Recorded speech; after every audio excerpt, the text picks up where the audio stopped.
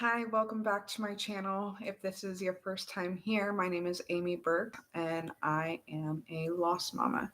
So, the reason I open up in that way, saying that, is because the tools that I'm going to share are tools that I haven't just recommended to other people, but these are tools that I have used myself and have found beneficial in my own grief and healing journey after the stillbirth loss of our son Gideon at 32 weeks.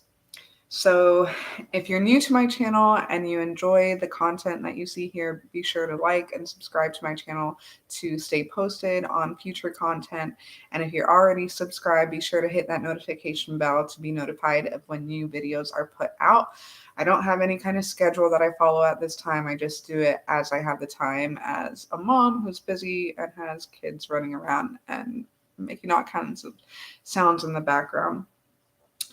One of the things that was immediately offered as soon as we arrived to the hospital for the induction of our son was um, information on an organization called Now I Lay Me Down to Sleep. This organization is across the country and is um, basically, their services are provided by volunteer photographers who will come to the hospital and take pictures of you and your little one who you've lost. Um, for us, this was such a beautiful experience. It wasn't until the photographer arrived, maybe within 12 hours after Gideon was birthed, that she came in and took the pictures, and she really helped bring him to life. And as you can imagine, that's kind of difficult given the reality that there is no life in him. And so, one of the first things that we received was this little teddy bear um, that she took a picture of with him. And the beautiful thing was that she brought um, an outfit to put on him that was specially made for his size, being that he was obviously smaller and not going to be a regular, what he would have been had he been 39 or 40 weeks. And so we were also able to give her one of the blankets that we planned to bury him with, that was from one of his sisters. And so she laid him on that and had him in his little outfit. And then she wrapped his arm around this little teddy bear. And it was in that moment, as I'm laying in the hospital bed, seeing this, and as she's talking to him, as though he's actually living, it was just this tear jerking moment of like, wow, that's my son. Um, and it helped me be present for a moment in a room that was full of such tragedy for me as a mother. So the organization is called Now I Lay Me Down to Sleep.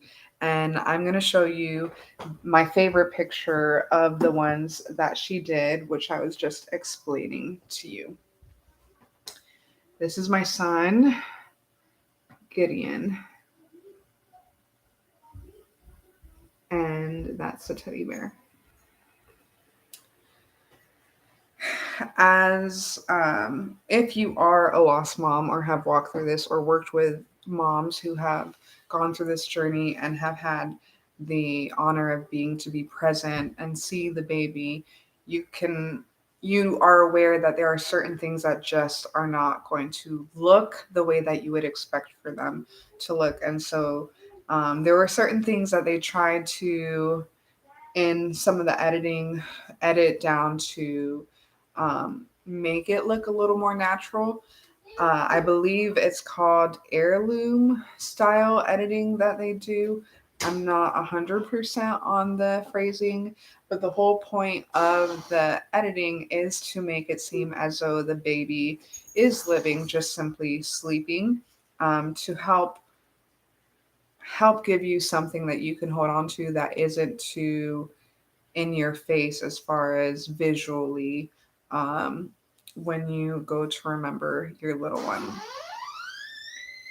And so, um, in the beginning, we did have some concerns with the initial edits but we were very thankful that they were very easy to work with. We were able to communicate some of the changes we wanted, and they worked with us, the photographer and the team there. So if you receive services from them, be sure to immediately be in communication with your photographer if there's anything that you didn't really like or wanted to change, so that they can try and make those corrections quickly.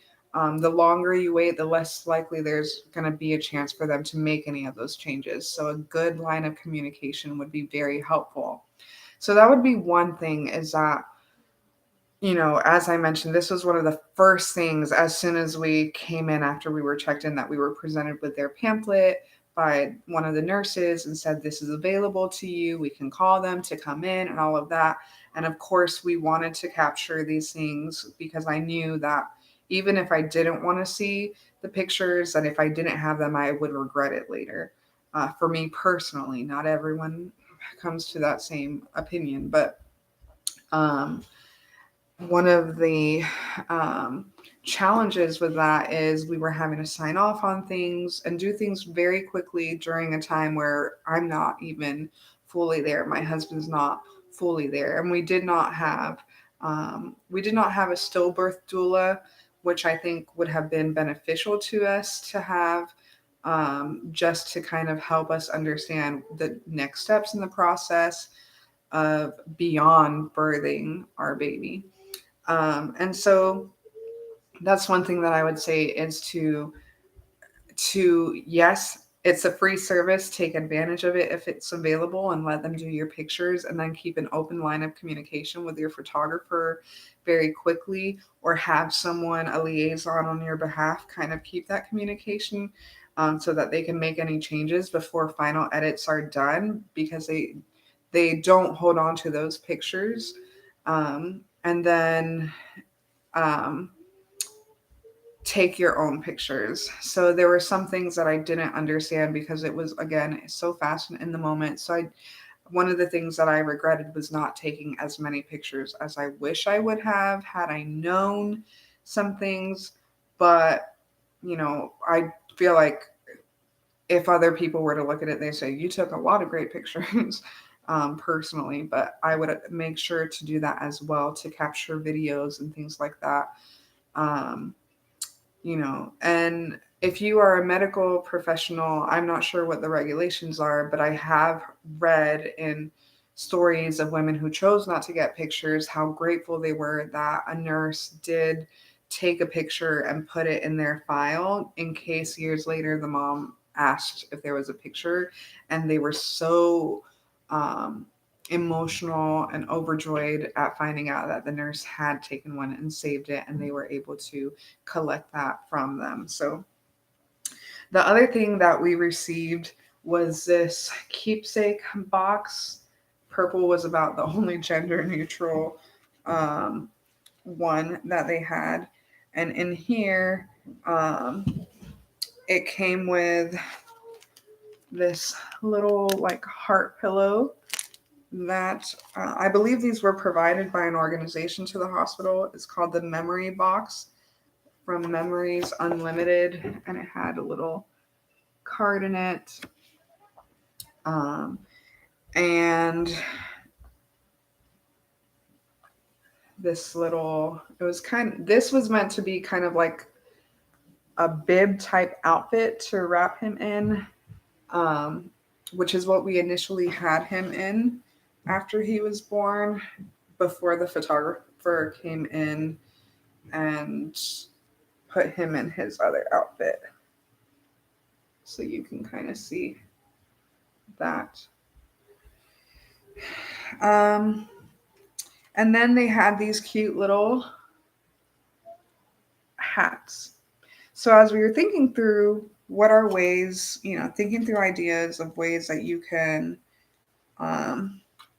physically provide some kind of support to a grieving family, or perhaps you just have a heart for people who are experiencing loss, crocheting, knitting little things like this and donating it to the hospitals in this, or even smaller sizes for preemies and things like that, are just such a gift and blessing to families. They also have this card in it where we were able to put his birthday and weight and things like that to remember him.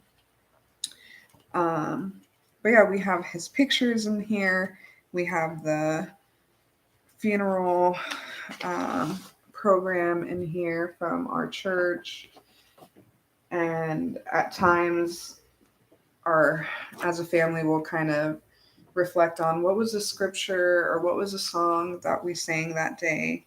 Um, and it's just really sweet, really sweet memories that we're able to go back to and recollect his memory and the time that we shared with him this side of heaven. And um, so after the little bear and the pictures, and then this keepsake box, we learned about another organization called No Footprint Too Small.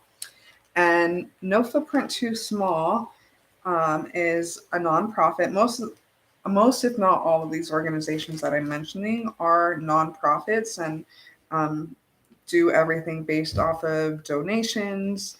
And so, No Footprint Too Small was recommended by a friend who was actually set up to be my mentor, my lost mom mentor. So I had heard at the hospital about another organization known as the Finley Project. I'll link all of these organizations in the description. But the Finley Project is an organization here in Florida. I believe that they have helped women from out of state, but primarily here in Central Florida, that help support moms who have experienced loss, whether that be during pregnancy or even infant loss after baby was born, maybe loss after being months in the NICU or SIDS or anything like that. And so when you apply for that program, if you're accepted into it, they will set you up with one of the things that they'll do is they'll set you up with a mentor, which is a mom who has walked a very similar path. They try to match you up as best as they can, I believe. And so my mentor and I would simply text back and forth. And if I was having a difficult day or something, I would, tell her, and she would just share what was helpful for her or provide a word of encouragement. And there was one day we were talking, and she sent me a picture of a teddy bear that she had made by this organization. And immediately I was like, oh my goodness, yes, that's what I need. And so I told my husband about it. I said, I don't want to be in charge of this. He had mentioned wanting to do something for me to help me and support me through my grief, as a way of helping him in his own grief as well. And so I said, I really like this. You take care of all the details. I just want to hand you whatever is needed. I don't want to be any more involved. And so for a couple of months, he was in communication with them. He made a donation. I think it was about $30 to $35 a donation. And they kind of instructed him on what to do. So the process for that was once he made the donation and they confirmed receipt, I believe, they told him where he would mail. So there were two options. They could either just make us one and they would put in, it would be a weighted bear and measured to the exact weight of our baby, or we could send them the materials that we wanted the bear to be made out of.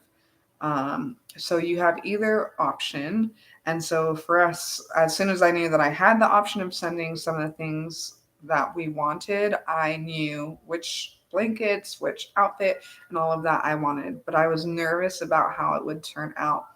And so um, during that time, that they were working all of that through. We were also in the process of getting ready for a move, so there were a lot of things that were that made it a little bit longer than usual to get done. But during that time, just before my friend showed me her bear, I had heard about an organization called the Comfort Cub, and I'm honestly not sure if this came because I put an entry in. I know I had requested something, but they said they may not be able to get a bear out to me, but there were ways for you to have one sent to someone else. Um, so the way that this came in, this actually arrived today. Our son was still born August 13th, and we are in March 2023. So, because of the unfortunate demand um, for these bears, it can take a little bit before they come through. And I believe the other thing is that these bears are actually donated or given to hospitals. Hospitals can order them, and so they don't regularly like just give individual ones out. And so I was really touched to finally get one. I wasn't expecting to get one, but I received this one in the mail today. He's still kind of fluffing out, but this is a comfort cub. And so I wanted to talk about this one first before I show you the one that we had custom made. Um, but this came with this card wrapped around it, and it has a little letter in English and Spanish, which I loved.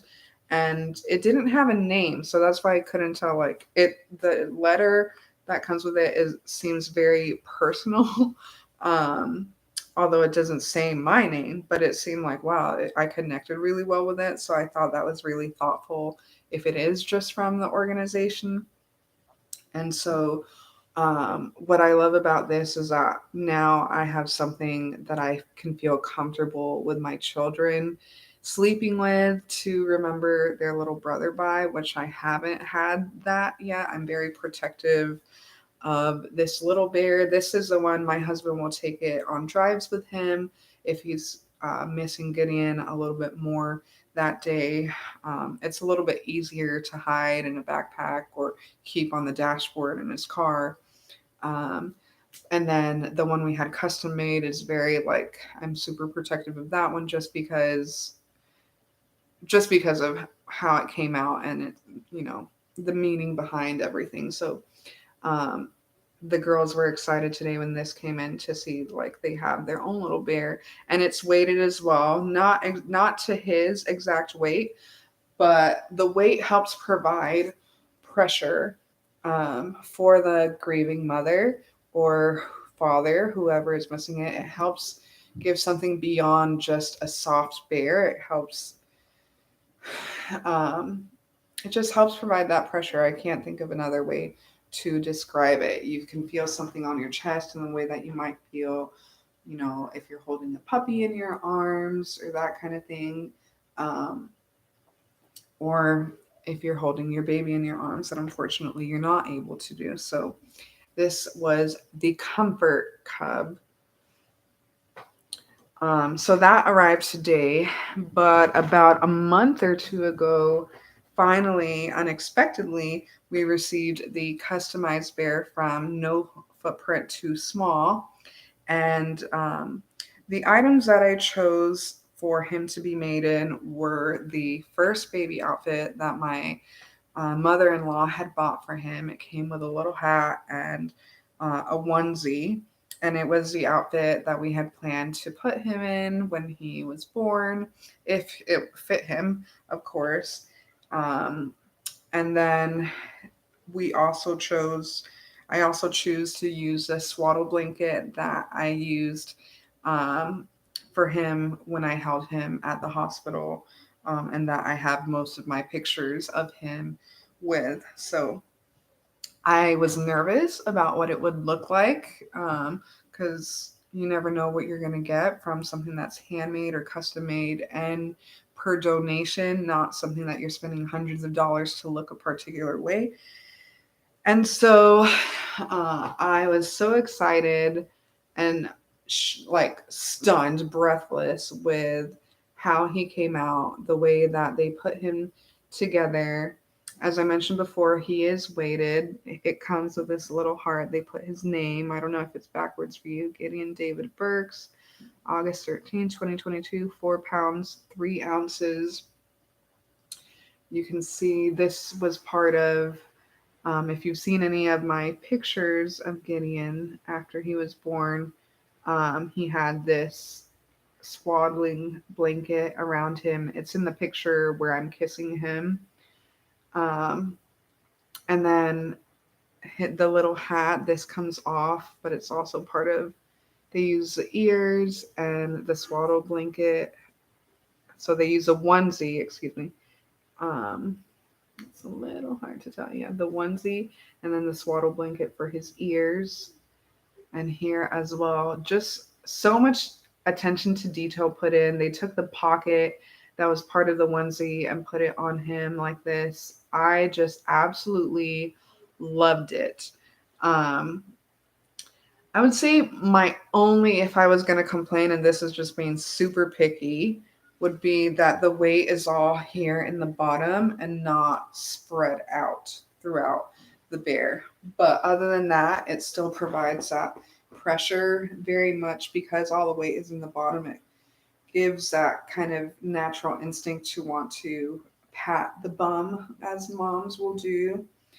And it's just comforting. The texture of the swaddle helps bring back my memories of holding him in the hospital and just rubbing his back. And it helps for me feel a little more intimate and connected to my son as much as I can. Again, this side of heaven.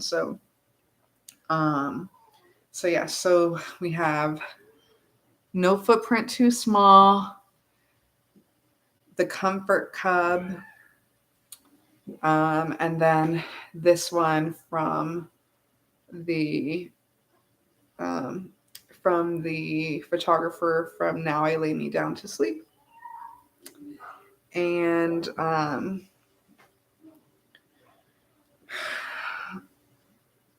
I think that covers all of the resources that I wanted to get into that I can think of for today outside of stillbirthday.com. Stillbirthday.com is an excellent online resource that you can check out that has lots of book recommendations, and resources on how to prepare for the birth based on what stage of pregnancy you're at, how to help someone who's going to go through that, how to walk through it yourself, how to do a funeral ceremony, things like that. Um, Unfortunate. I mean, when you have a healthy baby, you don't have to ever think about that. Um, until it happens. Really, no one has to think about it until it happens in this kind of situation. And so there are things that you've never even, most of the time, you've never even thought about what would that look like? How would I want these things done? And so it's really helpful to have somewhere that you can go that has all the information that either you can, if you're walking through this journey, that you can direct people to who you're putting in charge of this stuff so that you can just focus on resting and grieving and taking care of yourself. Um, or something that as someone who is supporting someone, you could bring as like just a way to help initiate a conversation. So yeah, I hope you found this video helpful.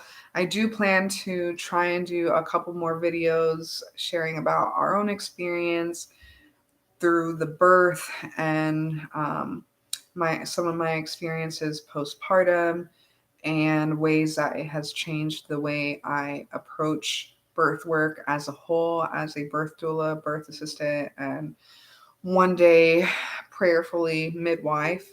And so I hope that this is encouraging and helpful to you. If you are walking through a loss, my heart goes out to you. Please feel free to reach out. And if you are someone who is simply looking to support someone else, you can also feel free to reach out. And I'm happy to help in whatever way I can. Find me on Facebook, on Instagram at Purposely Entrusted, or leave a comment down below. Thanks, and God bless you.